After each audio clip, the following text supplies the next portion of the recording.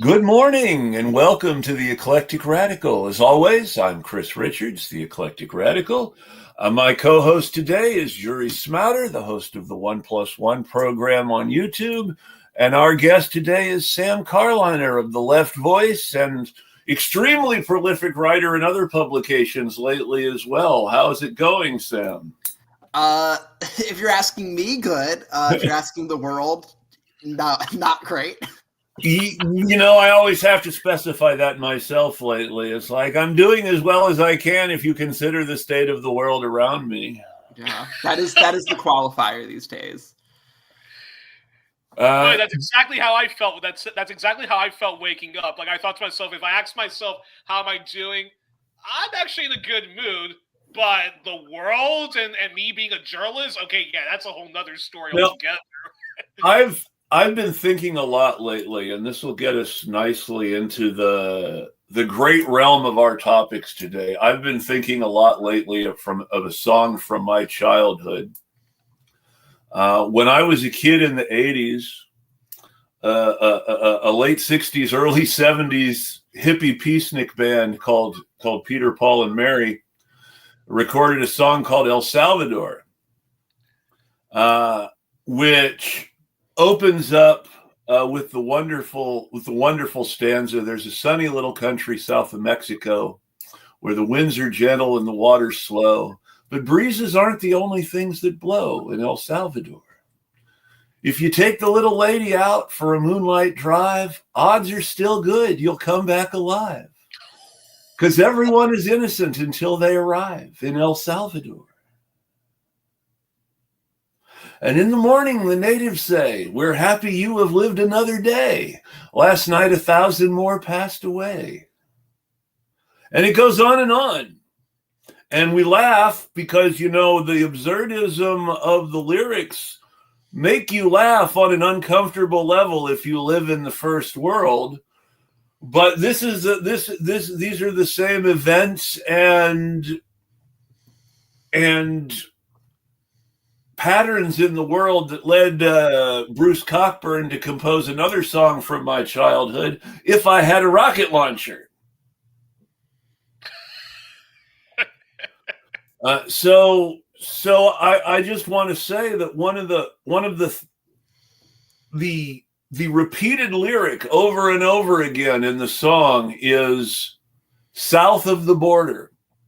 No one ever complains about our northern border until Trump wanted to make drama with Canada, at least. Until extremely recently, no one has ever complained about our northern border. It's always the southern border, and it's always because of things happening south of it. And that's really inspired a lot of good writing from Sam lately, and that's why he's here today. Yeah, that is unfortunately why I'm here. Where to even start? Yeah, well, exactly. Every country. There are so many places. The best place to start is the fact that the reason that we didn't get into World War I as soon as we did was not because Woodrow Wilson was some sort of pacifist who really, really, really wanted to stay out of World War I. The reason we stayed out of World War I as long as we did is because we were fighting a war in Central America so that the United Fruit Corporation could get a better price on bananas from the farmers down there. Yeah. And those were the days of open borders. But the response to what we were doing in Latin America led to the first what reactionaries call mass migration and border terrorism by the Texas Rangers against migrants, with people killing people for crossing the supposedly open border. And I think that's a good place to start when we're talking about ICE today. Yeah. And it is truly wild that we did have just, open borders for quite some time. I guess if we're going to discuss some of my writing, I think the case I've been hoping to make to people in my writing and maybe on the show today is that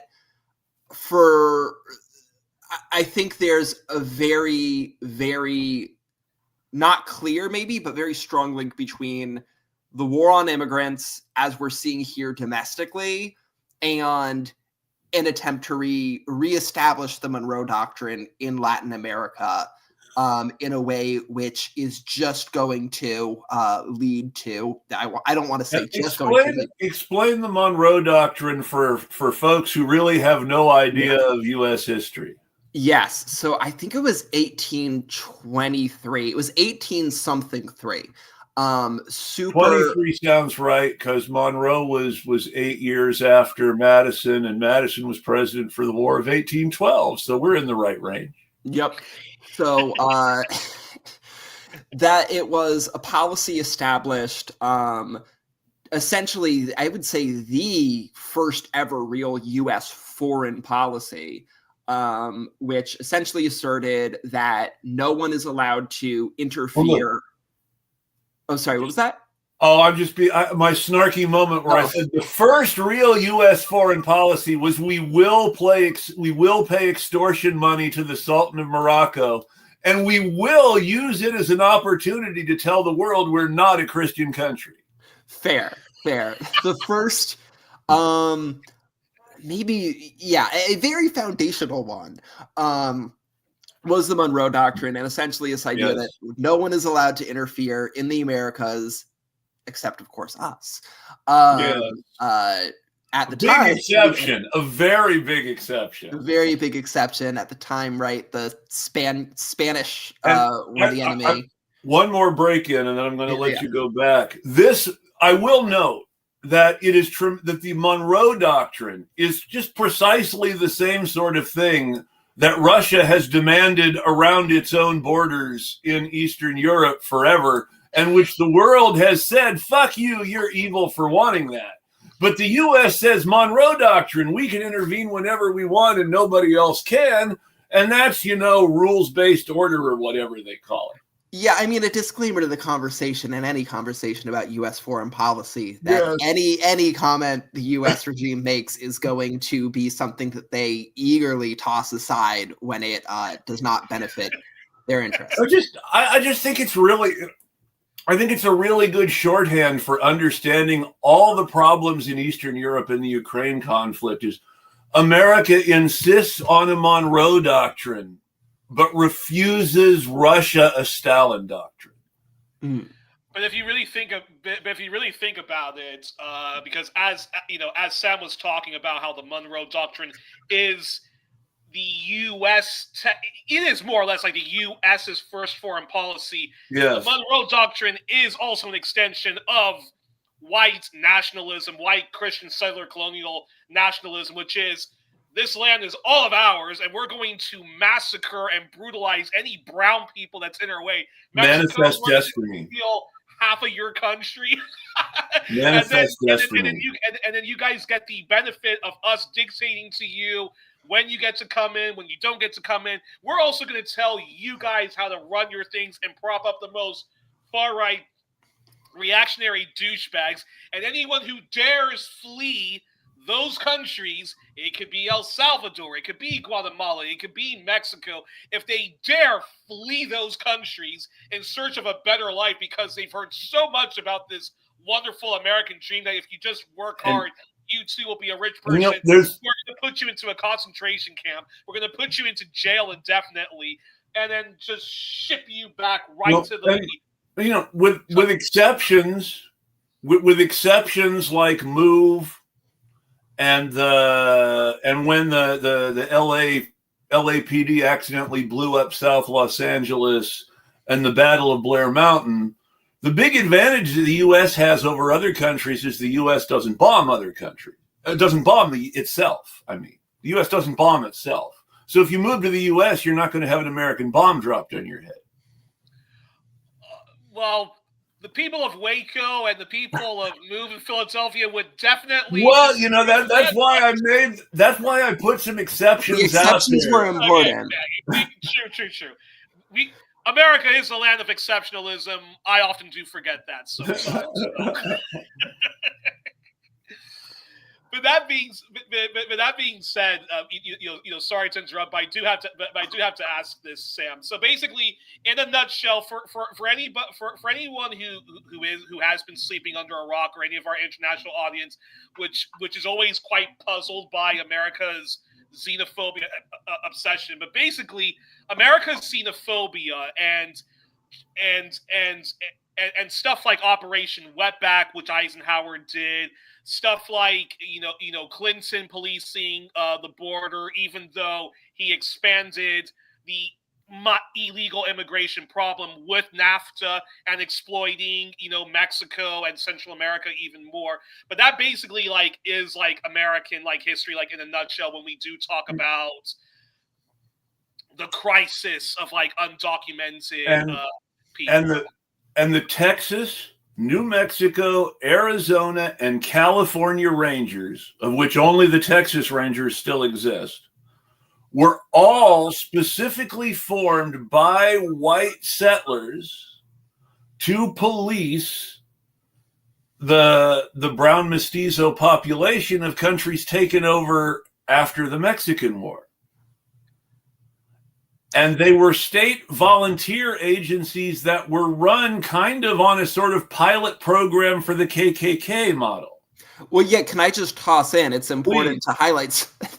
I mean, so much of Texas's founding was over the white people being pissed that Mexico didn't allow slavery and saying, well, let's change it. And we forget this a lot. We forget this a lot, but there was a specific group of Criollo, which is to say they considered themselves pure Spanish, except for their ancestors having been born in Mexico for a while. There were what we would call Criollo factions in Mexico who were extremely friendly to the idea of wanting to be able to have slaves themselves. And the Seguin family was very closely collaborated with the Texas revolutionaries. And in fact, the man who was chosen to survive the Alamo to carry the message to Sam Houston was a guy named Juan Seguin, who was a comprador. His family wanted slaves. And this bit of history is why there's a large group of people that in Texas who Democrats don't understand, who Democrats are convinced are Latinos who just want to vote for them, but who call themselves white on the census and hate people who cross the border from the South. The dark farce just gets darker and darker and more farcical when you really think about it. But in a lot of cases, but it's very important to understand that this group exists and is something that the entire American media is in denial of when they wonder why the heck are so many Latinos supporting Trump. Well, there are certain people who want to claim whiteness and join with the white people against everyone who's less white than them. And that's part of this border history too. And it's one of the really nasty reasons for some history in California when you get heroes like Julio Cesar Chavez Cesar Chavez, mixing up my boxing and my labor history, my apologies. But Cesar Chavez used the WB slur to refer to migrant laborers who did not have their legal documentation in a very hostile way that was actually opposed by people whose politics has gotten depressingly liberal now, but who were doing the right thing then.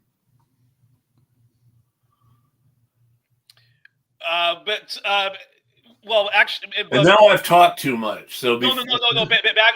Actually, piggybacking on what you were just saying, I know there's a Mexican American, a Chicano woman I know, a leftist who's involved in lots of online stuff, anti-conquista, and she was saying to me, she's one of those people that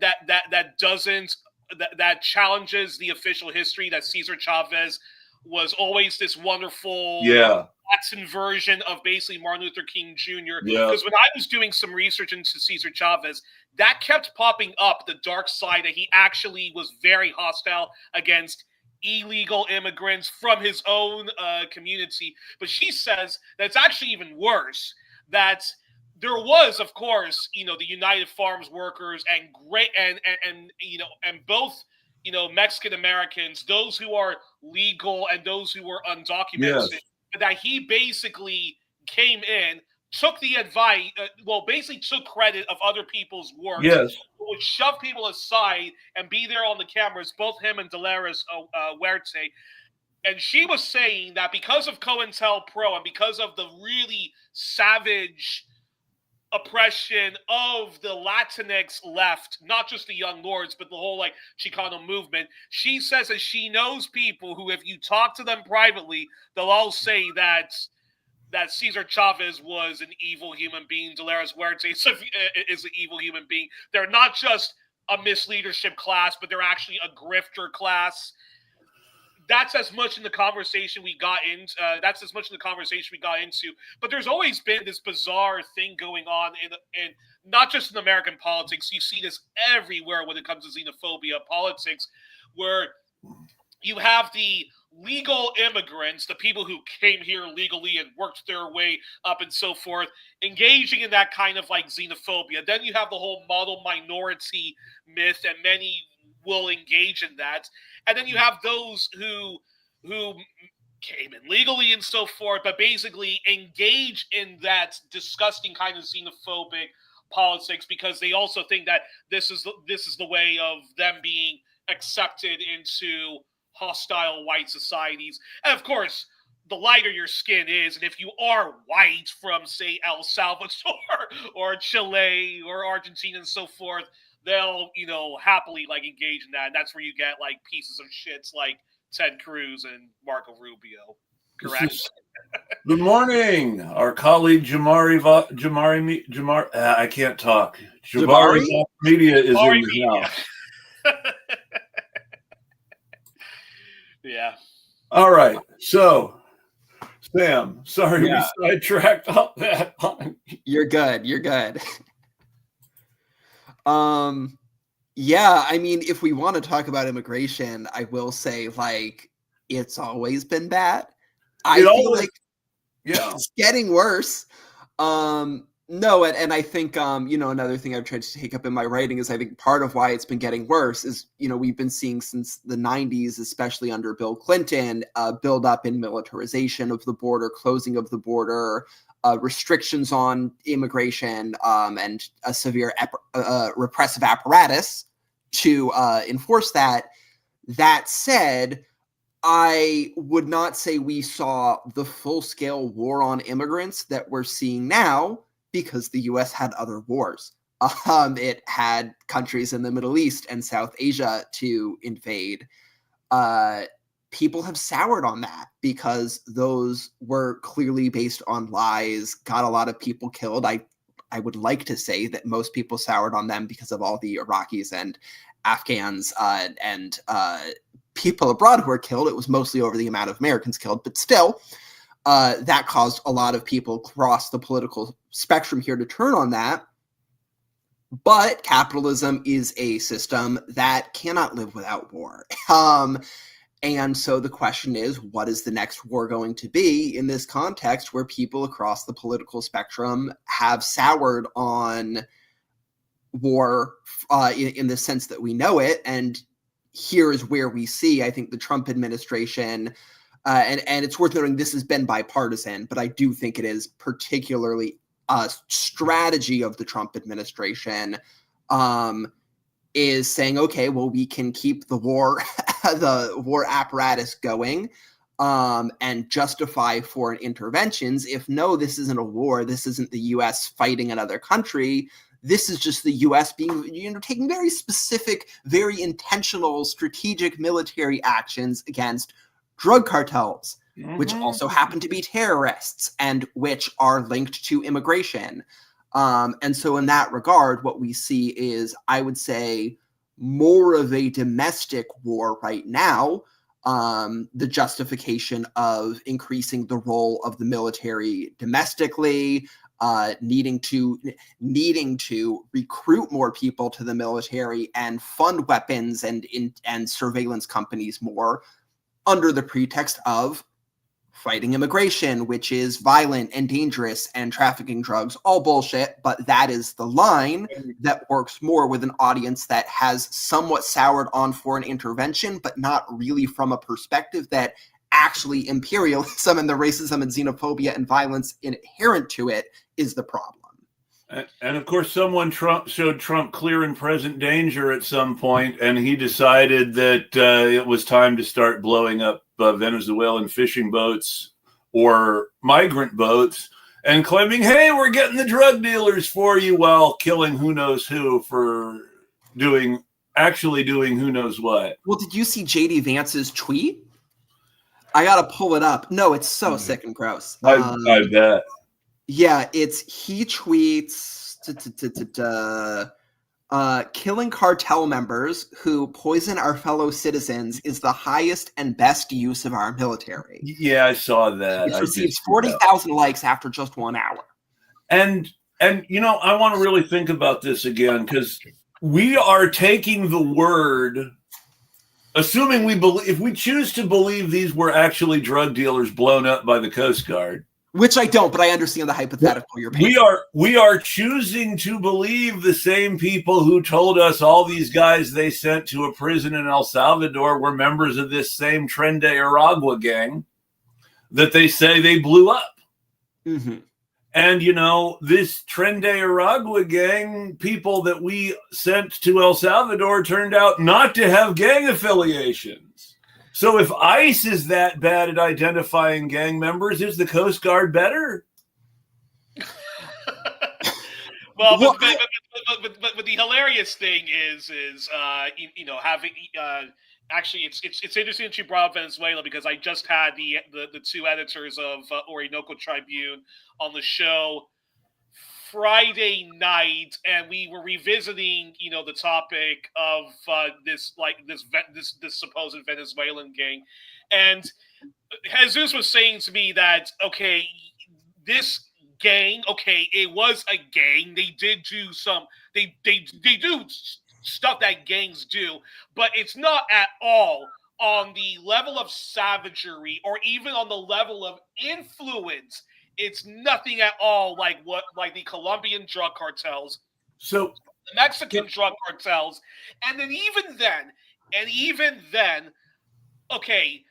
it's the U.S. that fucking creates these. So let's talk about drug cartels to begin with. Drugs happen to be part of America's imperialism and so forth like that. But of course, that always gets lost. Drugs happen to be one of my favorite topics.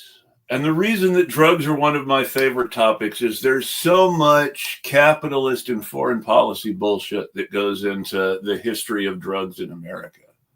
But Tren de Aragua and MS-13 became things to panic about because we have literally changed the face of the way people do drugs in such a revolutionary fashion that the classic Latin American drug cartels everyone is so terrified of are largely irrelevant in the United States anymore.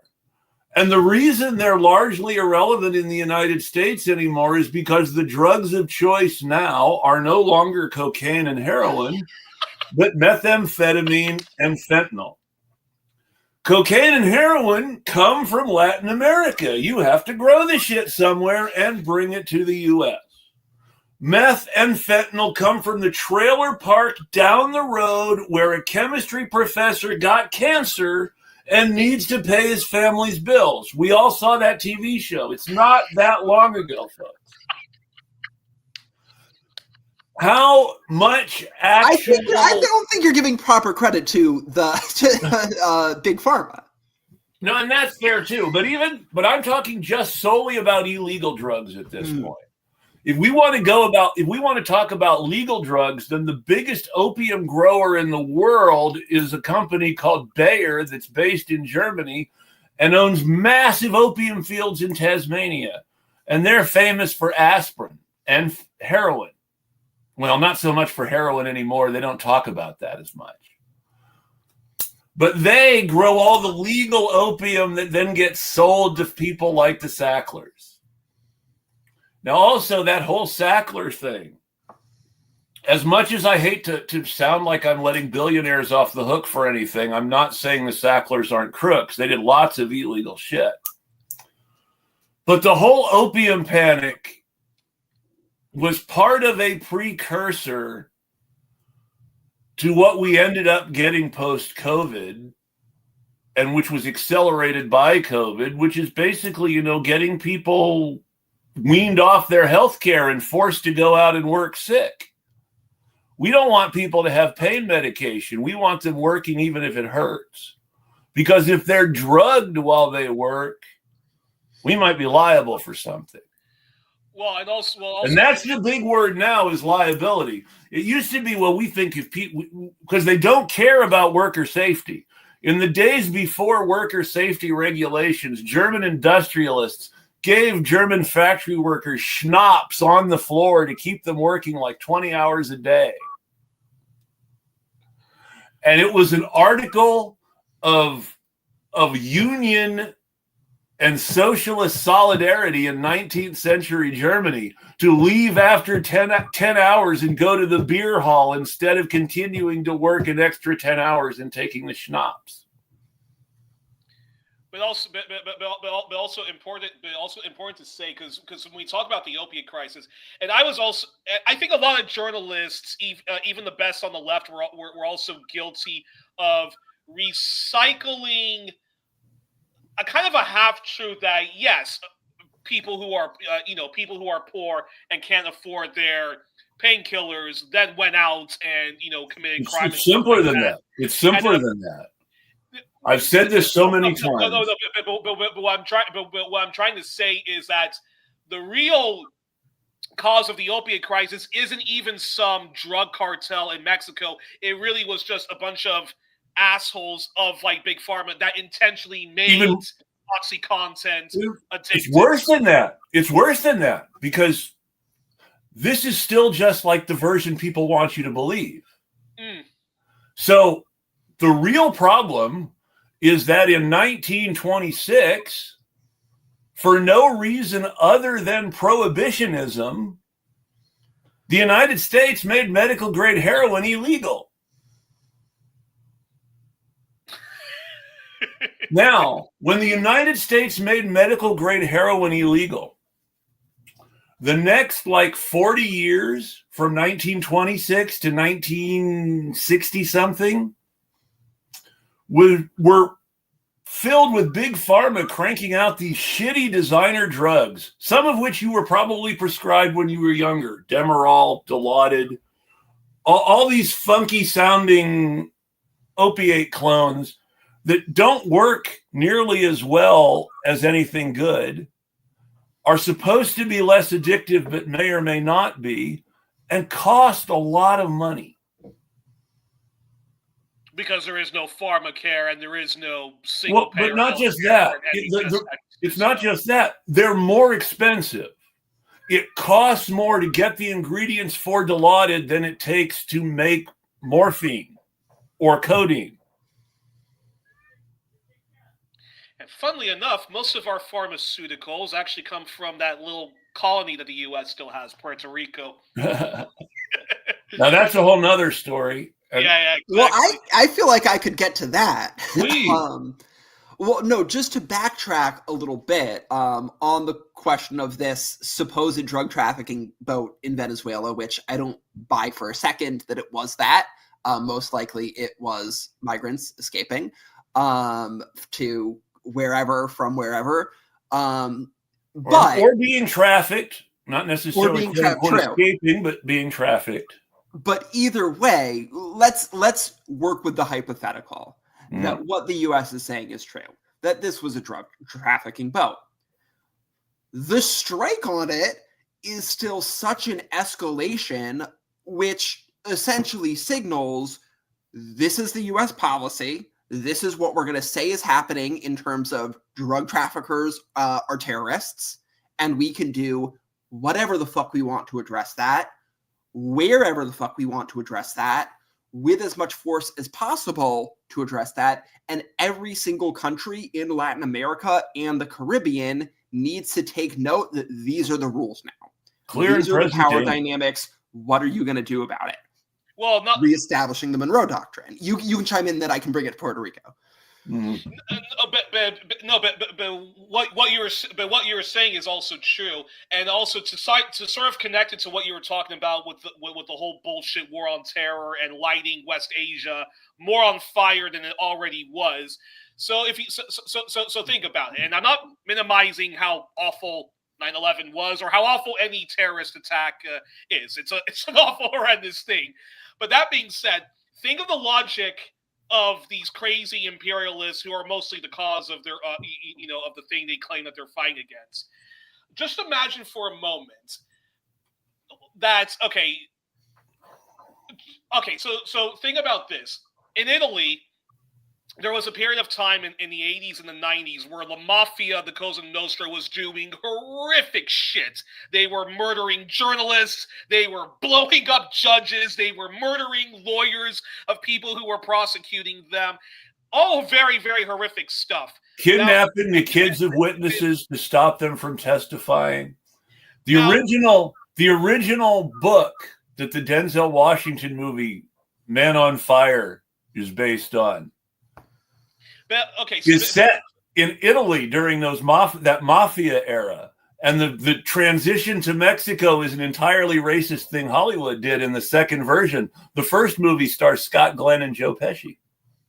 But the point I'm trying to make is this. So that was horrific that the mafia was having all of these problems, and clearly something had to be done to rein them in. But there never was the following. There never was a United Nations meeting that says we're going to send a United Nations peacekeeping mission into Italy, shoot anyone that we suspect is a mobster, and yet that's exactly what the U.S. and its allies have been doing to Haiti. So then now bring it back this. If there is drug trafficking going on in, say, Saudi Arabia and Qatar, and imagine that the Saudis, the Qataris, and so forth said, okay, where is all this illegal drugs coming from? Where are all these illegal alcohols coming from?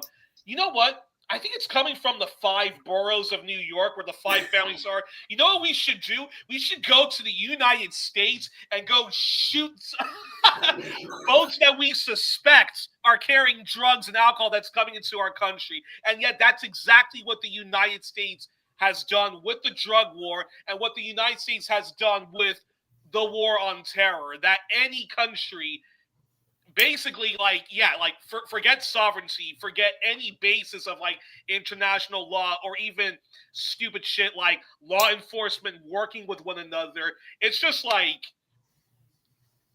the war on terror. The war on terror in the first place was an attempt to try to put an Israeli sort of security scheme on the American people.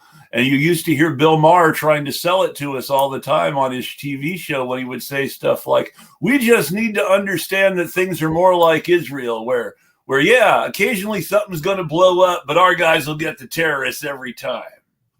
And of course, Bill Maher was always an advocate of. But if you look back at the war, profiling on top of that. But if you look back on the war on terror stuff that way, you can see how it leads perfectly into stuff that's happening now. Mm-hmm. And they cracked down on the border and drugs during the war on terror too. They told you that illegal immigrants and drugs were funding those Islamists who were trying to blow up America. That is true. That Hezbollah is working with the Venezuelan government. That's the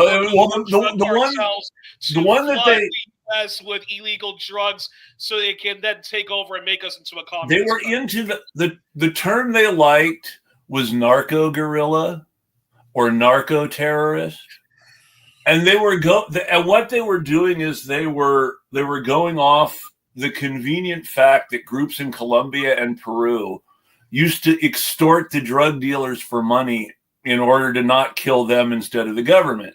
Because it's like, we can't stop them without taking time away from our struggle. So we'll extort money from them and use it to buy bombs and stuff. And what you see during the war on terror is this whole false equation of these groups fighting against right-wing governments in Peru and Colombia with Al-Qaeda. And somehow if you buy a joint, you're funding the next World Trade Center attack. But that's crazy in and of itself. But Sam, I had a question. But this all leads to more war on terror resources being devoted to the South instead of, quote unquote, terrorism, and the drug war and the war on terror rolled together, and more people come north. And funnily enough, and hasn't like the far right, the whole nativist movement, which Donald Trump, of course, very much appealed to. But there was already like crazy shit going on like that with the whole militia movement. Pat Buchanan, who was Donald Trump before there was a Donald Trump, wasn't he also one of those? Wasn't he one of those like fake like anti-imperialists that said, okay, we need to stop lighting countries on fire in the Middle East and so forth, but what we really need to do is it needs to be America first, and we don't want to get rid of capitalism, which is the reason why we should renegotiate NAFTA, but basically we want capitalism to be there. Who cares if our people suffer from jobs going overseas? We do need to rein that in, but what we really need to do is all that militarism that we do in Iraq and in Afghanistan and places like that, it needs to be the border. We need to build a beautiful wall with shotguns and the electric force field and stuff like that. And the razor blades in the rivers. This is where Protestants and another part of all this history is that Protestants consistently fail in being anti-clerical and instead become anti-Catholic. But that's a whole nother show. Yeah, that's not my area of expertise.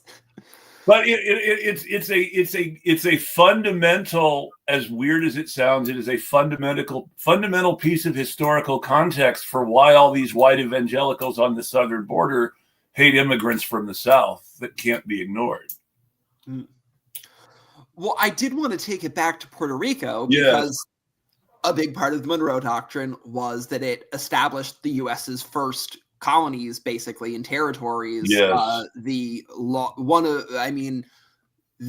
I think quintessential one that we all know about is Puerto Rico. Of course, there's Guam. You could make the argument Hawaii. There's a bunch, but Puerto Rico is the one I want to focus on. In the context of the Monroe Doctrine, the one that matters most is one that most people don't remember was ever colonized, and that's Haiti. Yeah. But that's his own show too. Yeah. Yeah. No, but on Puerto Rico, I mean, we're seeing this now. The U.S. has actually sent 10 stealth fighter jets to Puerto Rico, and it is likely going to be the launch pad of any further military escalations the U.S. does in the Caribbean, in Latin America. That's why the U.S. wanted Puerto Rico. That's the reason for the Jones Act, because we didn't want anybody profiteering off unauthorized shipments to U.S. military bases. Mm-hmm. But then but then I have to ask you this question, then, Sam.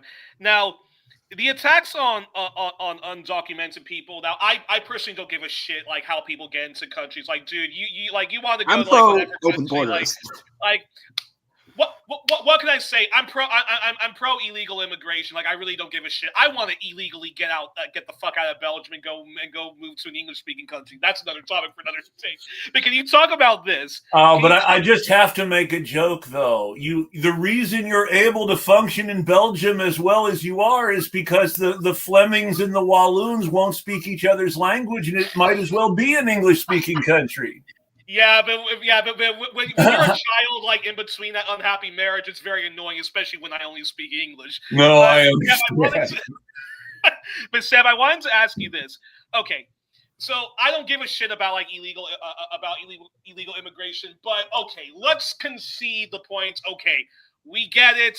you guys don't like illegal immigration, blah, blah, blah, blah, blah. Okay, so, but I wanted to ask you, can you talk about how the attacks on undocumented folks is always actually a smokescreen for just maintaining white supremacy and so forth like that? And the reason why I wanted to ask you that is the following.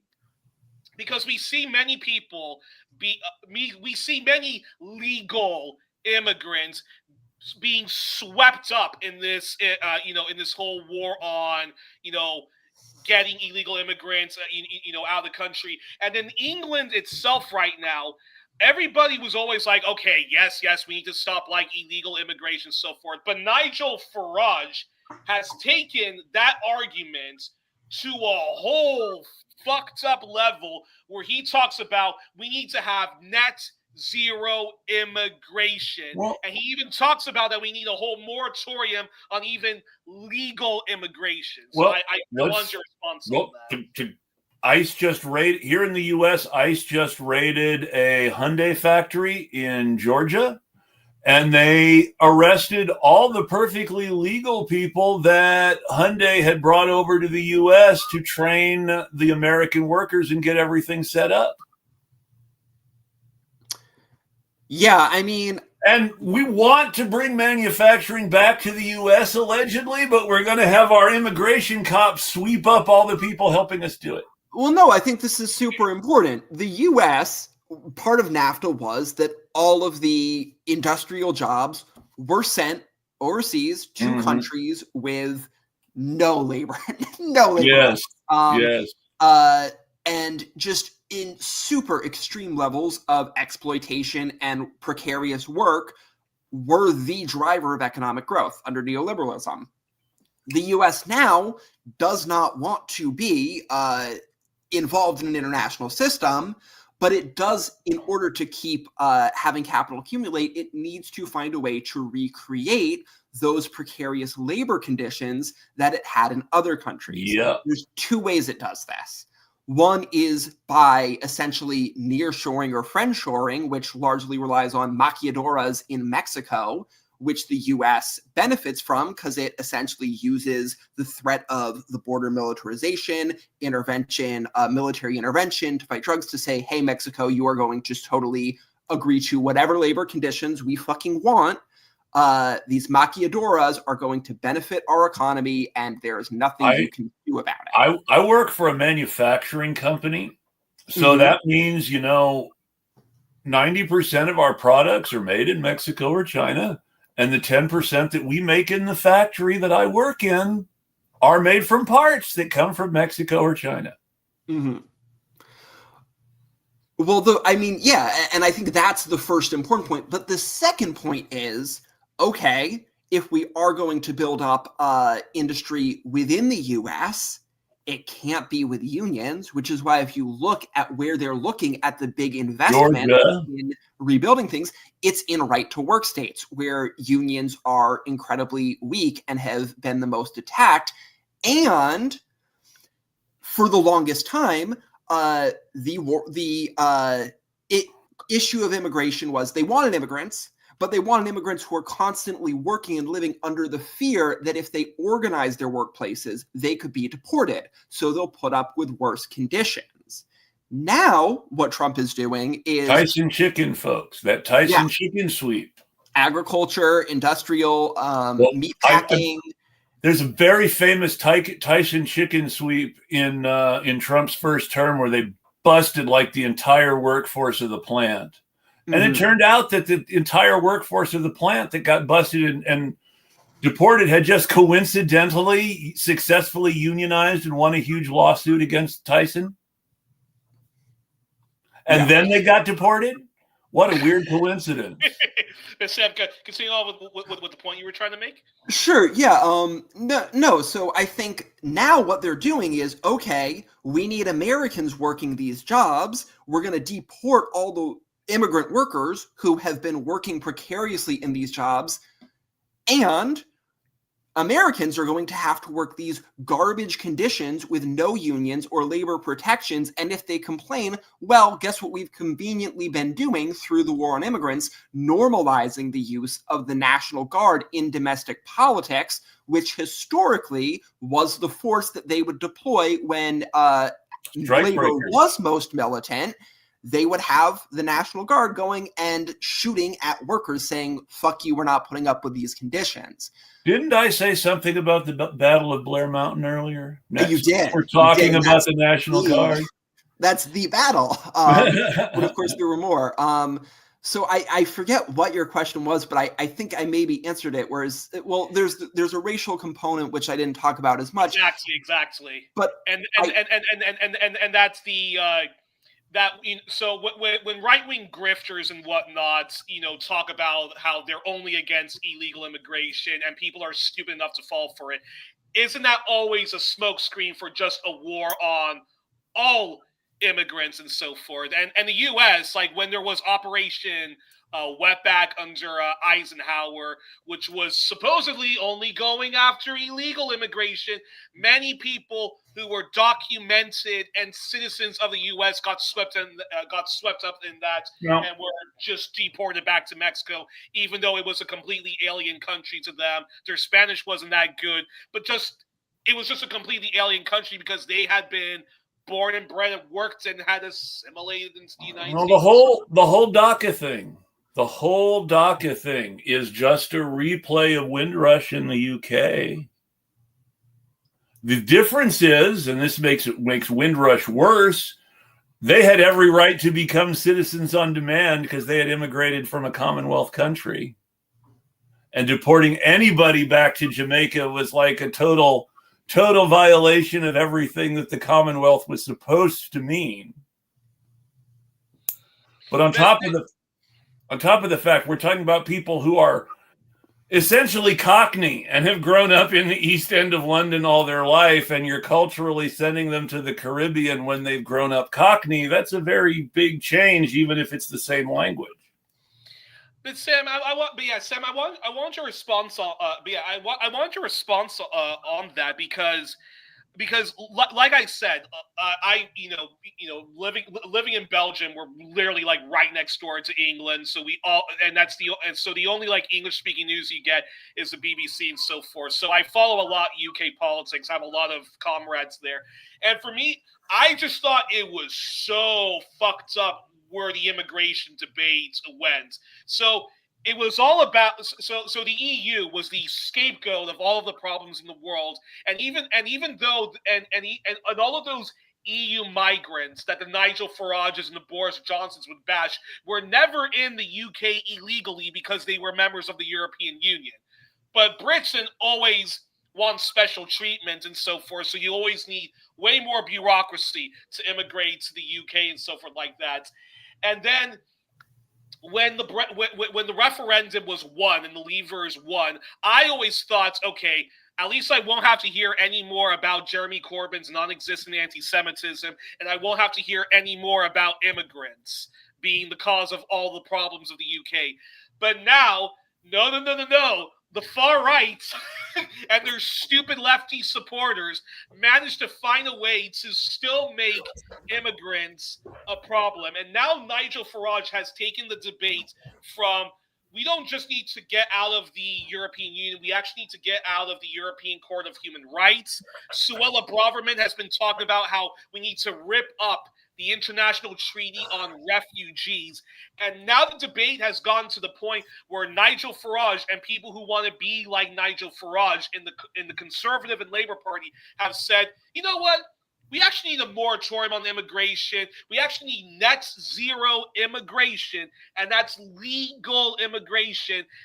So, yeah, I wanted your response on that, and has basically, like the Trump administration, also gone to the point where it's no longer about just illegal immigrations. This is just a war on anyone, mostly non-white, but just a war on immigration, period, and whatnot. I'm curious your thoughts. Yeah, and I appreciate that because I don't follow UK politics nearly enough. So I can't necessarily compare it to that, but I will say I don't know. I genuinely don't know if the Trump administration wants no immigrants, because Trump is ultimately a president elected to serve capitalist interests. He has his own ideas, but he has to cater somewhat to those class, to being that class representative. And U.S. capital is so foundationally based on exploiting immigrant labor. I don't know that he could get away with fully, getting rid of immigrants. It's about maintaining churn. Mm-hmm. Because this is the thing, is that the reason that undocumented workers are valuable is because their situation is precarious relative to American workers. Mm-hmm. That precarity is deliberately maintained to benefit employers through churn. And this is why you have something like the Tyson chicken thing I was talking about. If your undocumented workforce wins a labor dispute with you, you just call ICE on them. If you can just call ICE on your workforce at any time, you have the power. But this and is that's no, that's key. I do think Trump wants less immigrant labor than we had before. I believe that there are economic forces that he believes he wants to shape that way. At the same time, I think it's ridiculous to say, however much he wants to terrorize the workers to maintain power, I think it's ridiculous to say that that a man whose business is managing hotels is against undocumented labor in any serious way. That's just too fundamental a contradiction to actually be true, except in the ways that it really benefits him. And the big benefit that I see, if we're asking the economic who benefits question about politics, the answer that I see is power. Churn maximizes precarity for workers, whether it's layoffs in the U.S. or whether it's deportations of undocumented workers in the U.S. You're doing the same thing. You're increasing worker precarity. ICE raids are the new layoffs. Well, I think there's that. But I think the point that I have been focusing on most in my writing is less so about what exactly is his plan for immigration. More, he wants militarization domestically and of all of the Americas. Yes. Because if the U.S. is going to industrialize, or reindustrialize, it is going to need to crush labor struggles, which will develop. It's going to have needed to already made sure, okay, the National Guard is here to attack worker struggles in the U.S. The U.S. military is prepared to strong arm any Latin American country into agreeing to any demands the U.S. makes in terms of trade relations. And to me, that is fundamentally what the war on immigrants is about.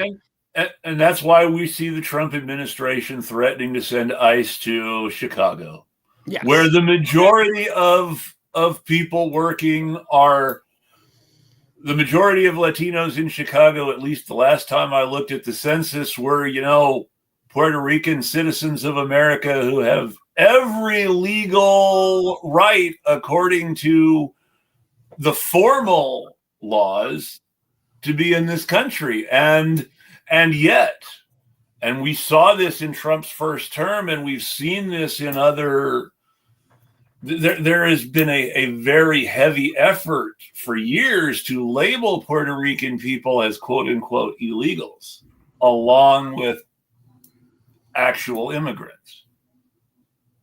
Yeah. But this goes back to why, why the whole bullshit of that the even supposedly liberal or lefty people fall into, like, okay, don't worry, we'll deal with the problem of illegal immigration. It's just you're just conceding to a clear racist smokescreen. It has nothing to do with that. It's basically about, we don't want brown people in our country. We don't want black people in our country. Sure, we don't mind a few white people in our country, but going back to England, most people in the Europe, it's a melting pot of white people. But of course, we don't want the Slavs, we don't want the Bulgarians, we don't want the Romanians, we don't want the Polish people, and so forth. It's just so. Long story short, it's like the right wing are racist assholes. Don't concede to them and don't fall for the bullshit. Well, I mean, the whole myth of whiteness is a Western European club. The anti-Italian slur "dago" was actually invented by the English for use against the Spanish.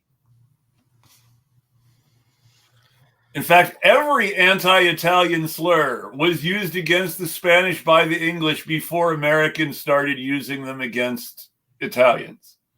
Well, the whole language. That being said, the whole language of anti-Italian bigotry in America is just recycled anti-Spanish bigotry from England. It's hilarious if you study it. And this a part of history which isn't explored too often, because it's basically like white on white racism. But there were xenophobic attitudes, towards like Italian Americans, because they were bringing crime. They were all part of the mafia and stuff like that. Well, before whiteness was invented, the English and the French had a genocidal race hatred for each other.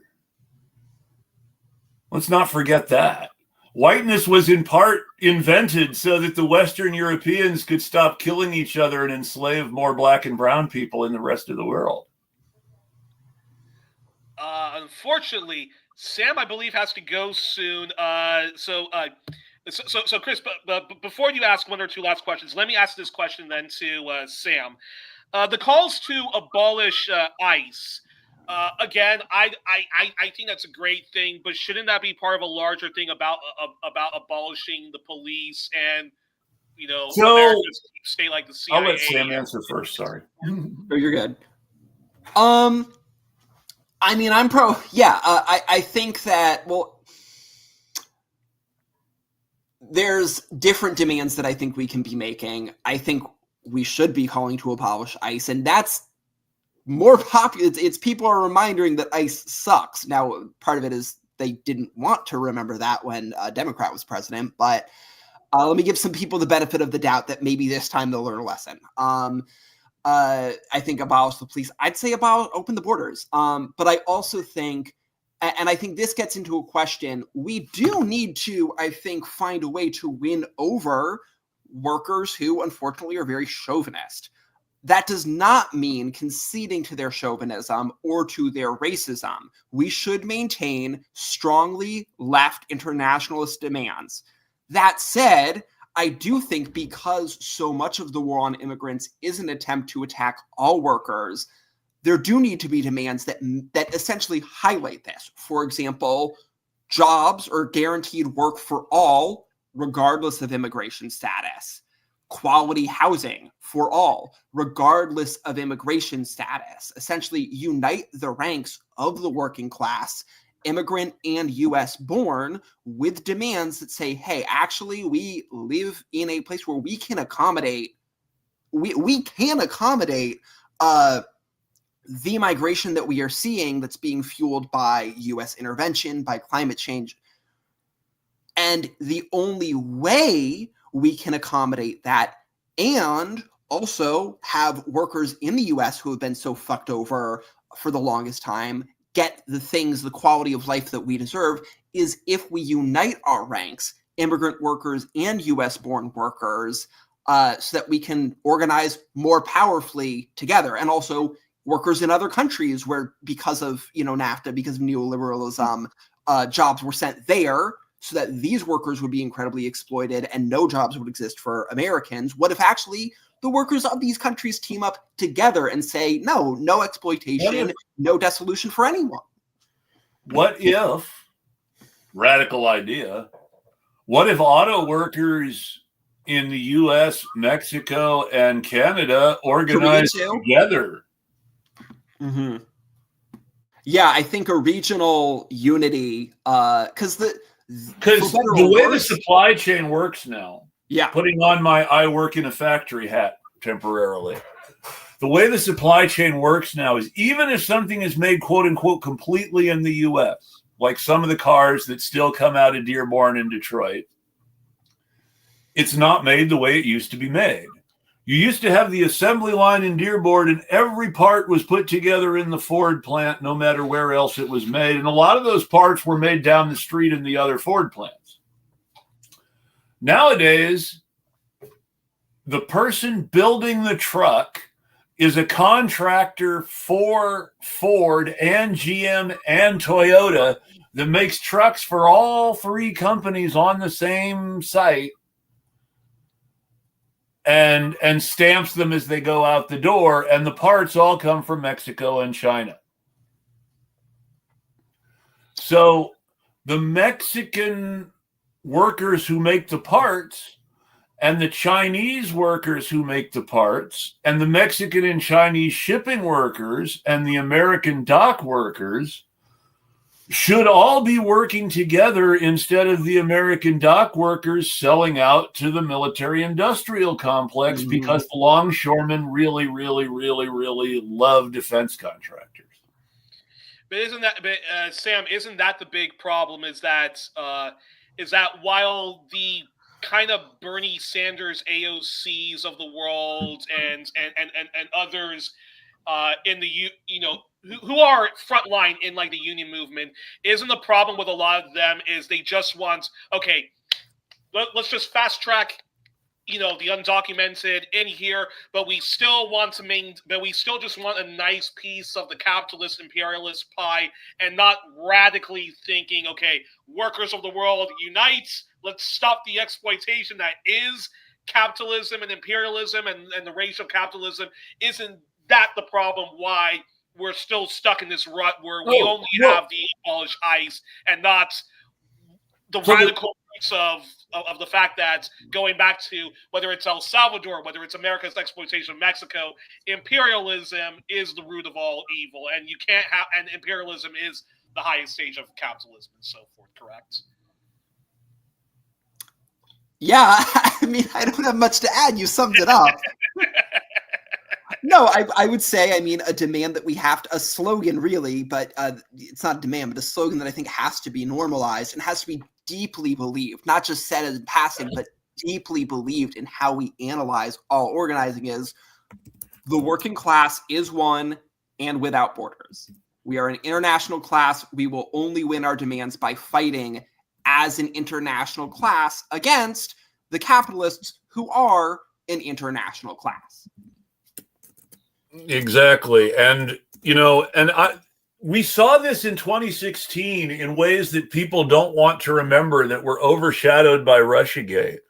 But before Hillary Clinton put the Russiagate bit in the mainstream media's mouth, there was a real scandal breaking about how the NRA and the religious right were being funded almost as much by Russian donors as by American donors.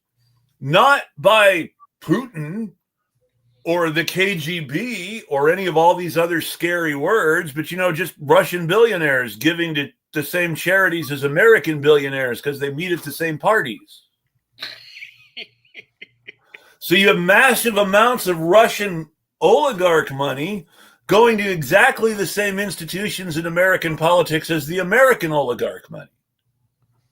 And that's because they buy stocks like in the production. It's even simpler than that. It's because oligarchs have common interests.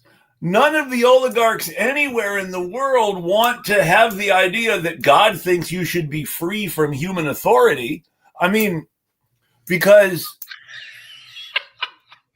you have to remember that these hierarchies are maintained ultimately by the belief that someone above you will punish you if you step out of line. And ultimately, the top cop in these hierarchical situations is God. There is no better cop to keep your workforce in line than God.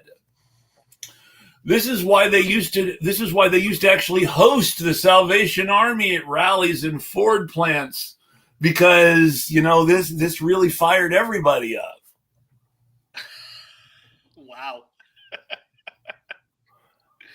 It's just, and so many things but there's all this stuff that fits together in so many ways. Ultimately, the religious right, best example, Peter Thiel has this huge bug up his ass about the Antichrist, when to anybody who's actually a member of the religious right, he's this weird rich gay guy. It's like, well, even the people that he's trying to align with, he doesn't even have the audacity to even actually believe in rainbow capitalism. Well, hey, ultimately, Elon Musk is the best example, and we don't talk about Elon Musk's personal history enough, because the question, is Elon Musk a neo-Nazi, is easily answered. No, he's not a neo-Nazi. Calling him a neo-Nazi ignores the fact that his maternal grandfather was arrested in Canada in the 1930s for supporting Hitler, and then moved to South Africa in the 1950s because he wanted to raise his daughter under apartheid, because he wanted the cops to be even quicker to kill black people than they were in Canada, in order to feel safe raising his daughter. And that's Elon Musk's mother, the girl who was brought up in apartheid South Africa so her father would feel safe. Sam, before you have to go, what important takeaways do you think that the left keeps missing in trying to push back against the endless avalanche of xenophobic, of the xenophobia movement and the xenophobia agenda? Yeah. Good question. I mean, we already covered the internationalism issue, chauvinism issue. I think another thing I would add is that I think Trump is unpredictable. I don't think he's a madman. I think everything he's doing is based on real strategic questions that U.S. capital and U.S. imperialism is grappling with right now. I think a lot of what we're seeing is part of a larger idea of how to address those crises of U.S. imperialism. And so in order for us to defeat it, we also need to be very clear that, like, if these people are intentional about what they're doing, we also do as well. I'm not going to on this call necessarily propose I have the plan for how we defeat them. But I do think we're in for it. These people are treating it like a war. Yes. We should act accordingly, knowing that's how they're thinking about it. I'm going to use a right-wing term here. Self-defense by any means necessary, folks. Now, I want to address something that Youri asked about, and that Sam tried to answer, but also admitted he really wasn't sure on some levels. And that is the question, okay, abolish the cops or abolish ICE? Well, obviously, as far as our actual goals, we want to abolish all of these policing systems, and we want to abolish the capitalist system that requires them. Now, that said, when we're talking about building a mass line or a platform for a vanguard party, then abolish ICE is a great demand, because ICE is a creation of the war on terror that exists for no other reason than to expand police powers in ways they don't need to be expanded. If you assume that what something is called shapes its function, then the fact that we used to have something called the Immigration and Naturalization Service, and now we have something called the Immigration Criminal Enforcement, that changes how we view immigrants, right? And Sam had to take off on us, and I think this is a good spot to wrap too. Do you have any final thoughts, Youri, now that I've answered your question?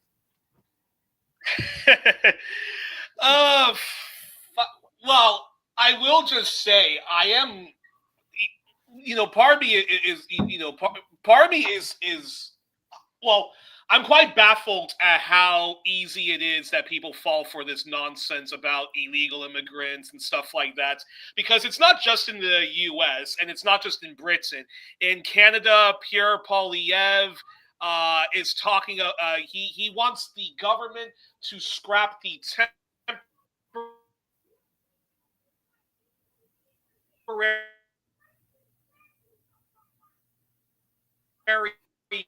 No, I and in the Netherlands, they all talk endlessly about immigrants being the problem, illegal immigrants being the problem, legal immigrants being the problem, and I'm just baffled that there aren't more people saying enough of this bullshit.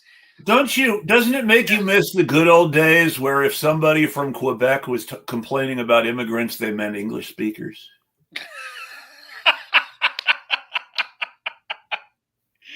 Yeah, I do, but they complain about even the French-speaking immigrants and stuff like that because it translates in 2013, 2014, I was on the phone with a French-Canadian customer in Canada when I still worked for Apple Care, and we're talking about France, and at first he didn't want to speak English, and then I said I was American, and finally and then when I said I was American, he was okay with speaking English. You understand how that works, right? It's okay to speak English with Americans, but you can only speak French to English-speaking Canadians. I used to be friends with a Flemish nationalist a guy who actually votes for the current right wing nationalist party NVA, and he was once saying to me, and he spoke French fluently, and he was saying to me like I can go over to France and I'm fine speaking French with them, but when I'm in Belgium and I'm in Brussels, I insist that they speak Flemish, and it's just like. You mean Dutch? I'm such a horrible person. I would say that just to irritate the fuck. Do you mean Dutch, sir?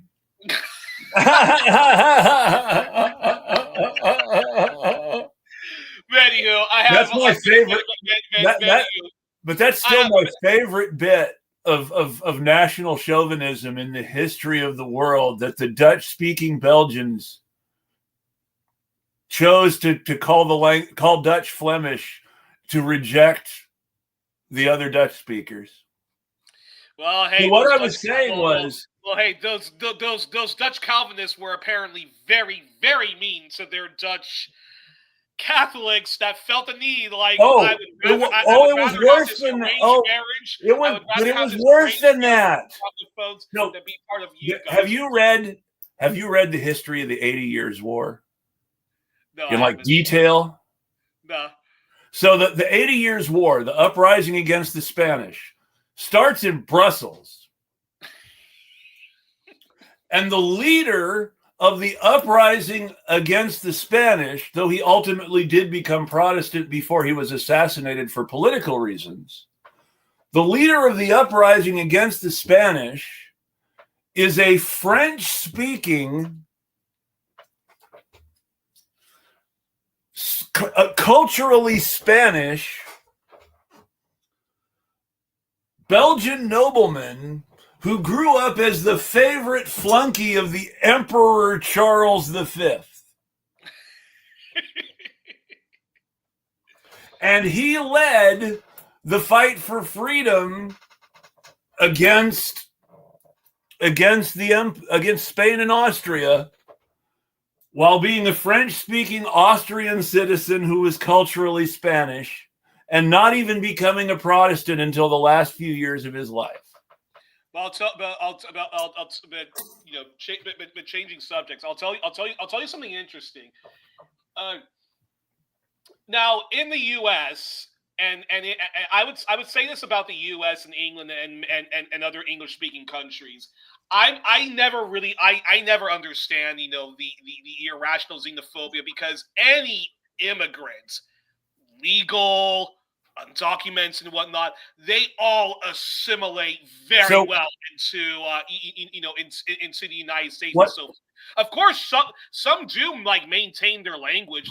There's no doubt that that a lot of the immigrants do maintain bilingualism. But I just never understand the complaints that they don't assimilate when they do assimilate. You can make the argument that some immigrants from West Asia, Turkey, and so forth don't assimilate when they do move to Belgium and France and so forth. But even then, but I mean, but then the question becomes. But even then, you also have to push back against that, because I remember interviewing a Polish journalist, Małgorzata Kubaczeska-Figet, and I brought up that argument that people sometimes make that, in the U.S. and so forth, the immigrants, legal or otherwise, all assimilate very well, but not here in Europe and so forth. And she actually said that that's actually a huge racist bullshit, because she was saying to me that most of the German immigrants from Turkey or whatever part of West Asia, they all assimilate very well. How's that? They all learn the language. But, and so forth. You can say that in the UK. You can say that in Ireland. You can say that in Germany. You can say that in France. But how do you say that in Belgium when you can't even get the Flemings and the Walloons to assimilate with each other? Which is hilarious in and of itself. Which is the whole thing. How does someone assimilate into Belgian culture when Belgian culture is this, cultural war between people who speak two different languages and belong to, as what liberals would call, two different nations?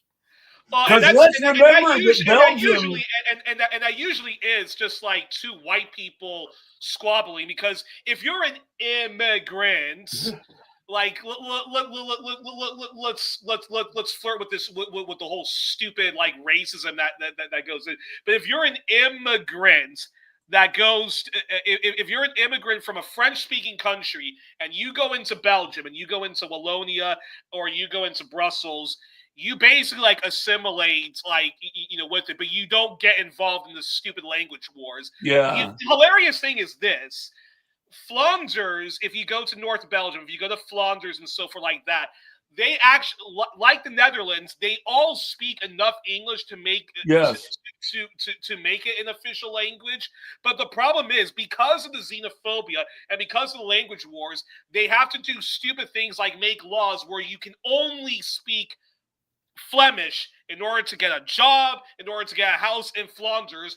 And that's backfired completely, because that actually impacts a lot of English speakers who would love to just stay in Belgium, move to Flanders, but want to work in Brussels. So it all becomes this ridiculous nonsense, which is why racism and xenophobia is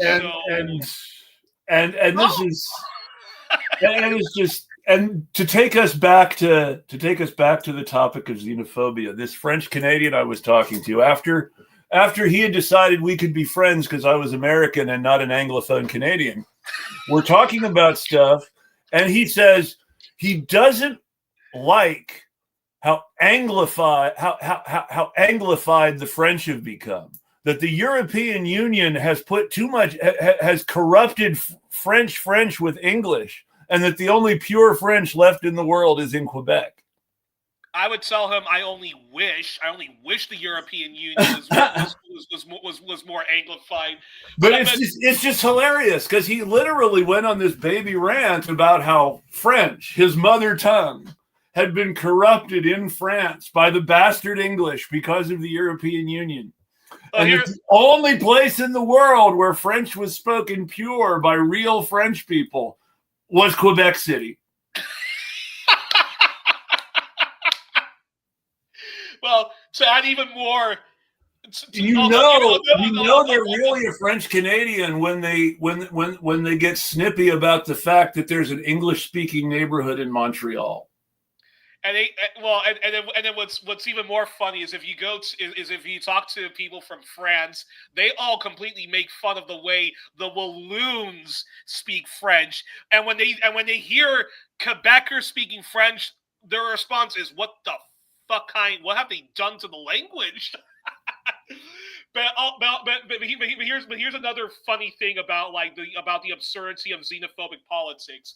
So Italians, under the far-right Georgia Maloney far-right coalition government, complain about immigrants from Africa and so forth like that. Well, I'll tell you. Well, here's something hilarious that I was speaking to a journalist who actually has worked in helping out immigrants get their papers and stuff like that. And she said the following. She said that most of the African immigrants that are in Italy actually don't even want to stay in Italy. They actually want to go to France or some other country, but because they're undocumented and the Italian police has caught them, they're obliged to stay in Italy being miserable, even though I actually would rather be an immigrant in Italy because I love Italian food and the weather and so forth. And I find the Italians are much more nicer than the Germans, the Dutch,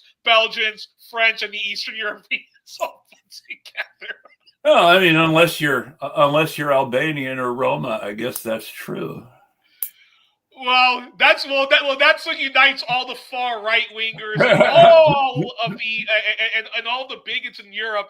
What unites them all is hatred for the Roma people. And when it's not that, then of course it's there's too many Africans here, or there's too many Eastern Europeans here. And I'm not even completely convinced, because I've studied the way that we talk about homeless people in America.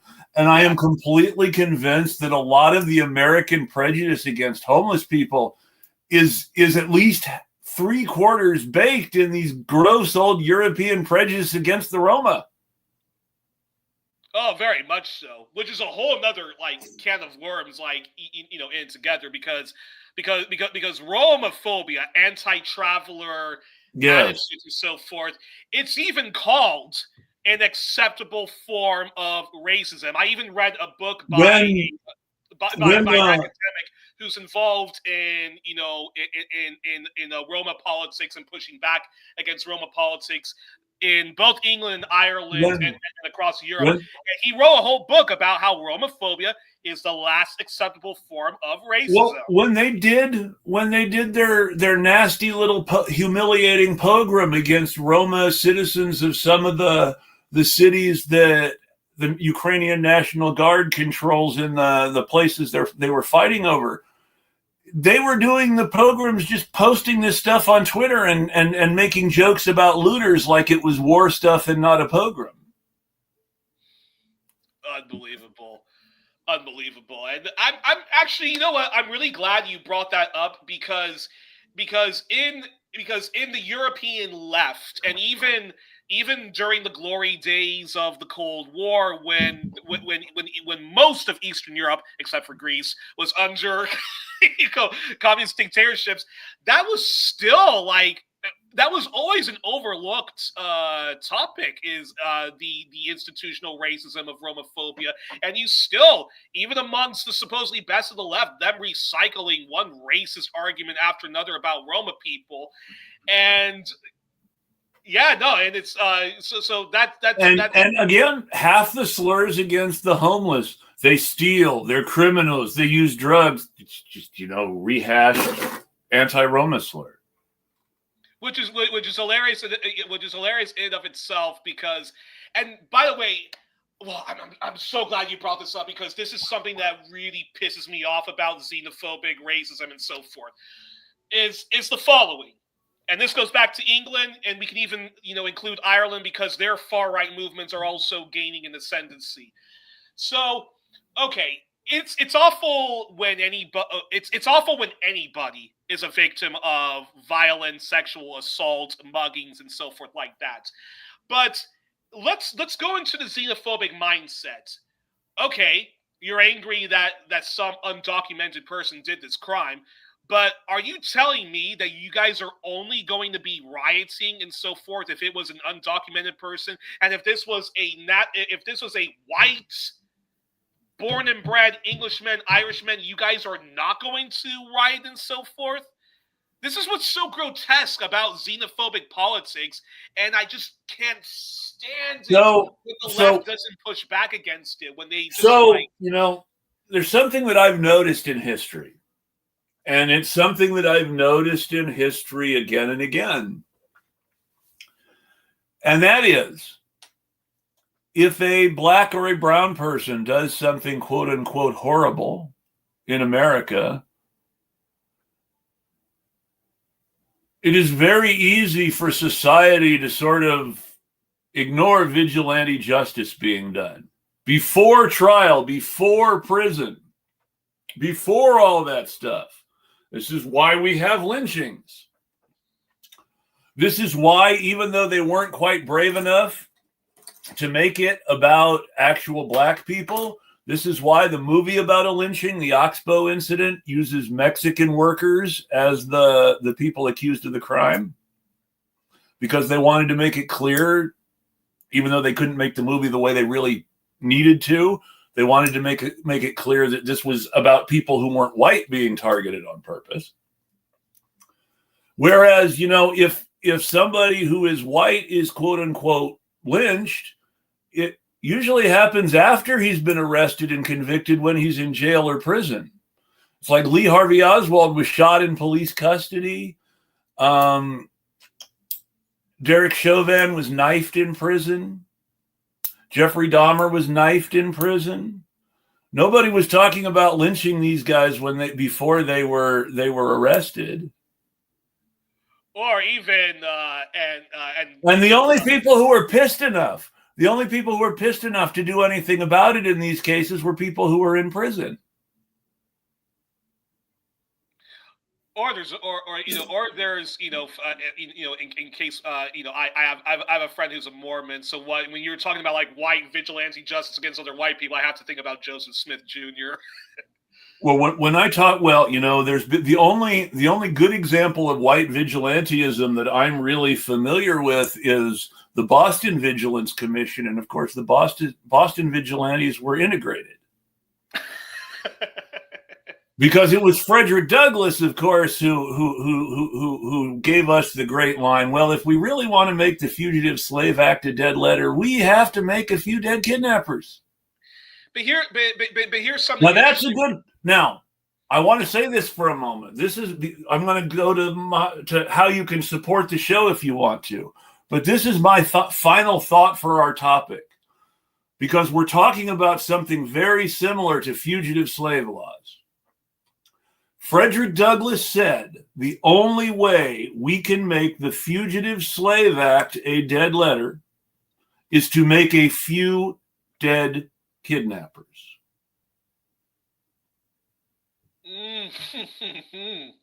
Now, that's something for people to think about. Yeah. This was before the Civil War. People were coming in to Boston because Boston was one of the few places in the country where there was where there were communities where black people could actually live reasonably comfortably without police harassment, which is not to say it was perfect either. There were horrible racists in Boston too, but there was a community in Boston that was actively helping people. And Southern bounty hunters descended on cities like Boston and New York and Chicago to try to catch the runaway slaves and set them south again. And let's remember that catching runaway slaves was a lot like catching undocumented workers, in that, you're not identifying people because you have proof that they're a runaway slave. You're identifying people because of what they look like. So we will never know how many of the people who were quote unquote runaway slaves who were sent to slavery in the South because they were captured again, you were just being kidnapped. Slavery was one giant kidnapping thing. Exactly. And look, the film, it's great. Great film. 12 Years a Slave. What's 12 Years a Slave about? A freed man who was kidnapped still and sold into slavery. Yep. And he didn't even come from the continent of Africa. The Fugitive Slave Act in the United States was basically a legal justification to kidnap any black person you really wanted to, if you thought you would get a reward for it. And you know, we're closing the show, right? Like, yeah, we're going to go ahead and close the show out in just a sec. So my final thoughts are the following: fuck the far right, fuck xenophobia, and guys, don't concede to these racist assholes' arguments. So even if there's some truth that an undocumented person did this crime, even if there is some truth that I mean, I'm going to go purely by the numbers. Because it doesn't matter. It doesn't matter. Purely by the numbers. Because do not give people the smoke screen they need, because once they're done eradicating the undocumented people, you're conceding to the model minority myth, and you're already normalizing the unthinkable when you concede to these stupid bigots' arguments. To which, and I just have to say, sorry for the F-bombs. Fuck that. Yeah, no, you're absolutely right. And I think that's the best place for us to stop. I want to note that open borders are really the only thing that makes sense. Everything other than open borders creates far more problems than it solves.